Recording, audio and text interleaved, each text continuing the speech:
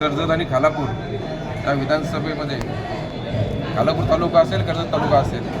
कर्जत तालुक्यामध्ये 6 जिल्हा परिषद वार्ड आहेत, 12 पंचायत समिती आहे. खालापूर तालुक्यामध्ये 4 जिल्हा परिषद आहेत, 8 पंचायत समिती आहेत. या सर्व ठिकाणी परिवर्तन विकास आघाडीच्या माध्यमातून सर्व ठिकाणी आम्ही फॉर्म उद्यापर्यंत सगळे दाखल होतील आणि या ठिकाणी मला खात्री आहे की आमच्या दोन्ही पक्षाचे आणि महाविकास आघाडीचे जे कार्यकर्ते सगळे एकत्र आघाडी म्हणून या दोन्ही ठिकाणी परिवर्तन विकास आघाडीचा झेंडा त्या ठिकाणी पडतो. सगळ्यांशीच बोलणे चालू आहेत आणि अंतिम टप्प्यात उद्यापर्यंत तुम्हाला सगळं चित्र स्पष्ट होईल. पण काँग्रेसबरोबर पण आमची या ठिकाणी खालापूर तालुक्यामध्ये युती आहे.